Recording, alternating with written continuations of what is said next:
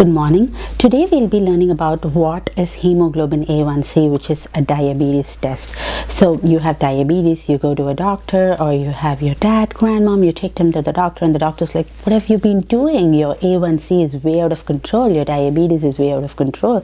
And you're like, oh my god, the past 2 weeks I've been following a strict diabetic diet and my sugars are all have been perfect. Then why is the doctor saying my diabetes is out of control? So to understand that, let's know what the hemoglobin A1c is. So we all have little cells called red blood cells in our body which contain a substance called hemoglobin. The work of this hemoglobin is when you breathe in oxygen to attach to the oxygen and take oxygen to different cells and supply oxygen to different cells. So as our brain cells, the red blood cells also thrive on glucose. So the only form of energy for your red blood cells is blood glucose.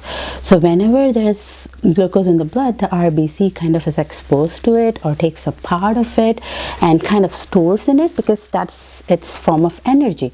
And the RBC, or your red blood cell, lives 90 days or 3 months. So when we do the hemoglobin A1c test, we are checking the glucose in the RBC. So that will give us a range of how your blood sugar has been in the past 3 months rather than an instantaneous value, which is your blood glucose. So to give an example, this is like, instead of asking you like, what is your fasting blood sugar yesterday, or what did you have for dinner, that's kind of like an instantaneous value. But instead of that, asking someone who has been with you over the past 3 months, like your spouse or someone else, and have been silently watching you munch all this sugary stuff and kind of making a note and asking them about how your diabetic diet has been over the past 3 months. So kind of think like your red blood cell is this silent spectator in your blood who's been watching your blood glucose trends even when you are not realizing, and that's what we are checking to kind of know how your blood sugar range has been over the past 3 months rather than one instantaneous value. So to give you some norms, a normal hemoglobin A1c is somewhere between like 4 and 5.6. When you're in the 5.7 to 6.4 range, you are a pre-diabetic, meaning you have a very high risk of developing diabetes.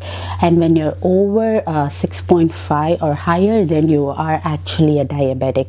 And when you have diabetes, we have targets for the A1c, meaning it depends mostly on your age and your other risk factors, but predominantly we try to reach a goal of 7 to 7.5 or lower, and that kind of gives a good diabetes control.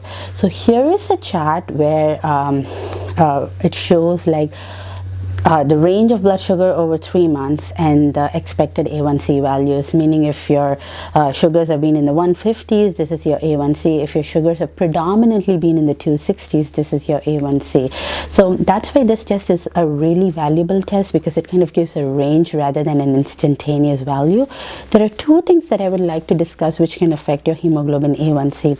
So one is like, if you're binging at times, like during festival days, during holidays, and then you're just fasting before coming to your doctor, your fasting blood sugars over 2 weeks might be perfect, but your A1c is still going to be high because of all those binge days when your silent spectator has been watching you. And the other thing is, if you're maybe like having really light meals for breakfast and lunch, and you're just checking your blood sugars then, and then you're binging at dinner and you're not checking your blood sugar then, again your silent spectator is watching, and when we check your A1c, we are going to know about that. So that's why this test is important, and it really helps in the management of diabetic patients. Thank you.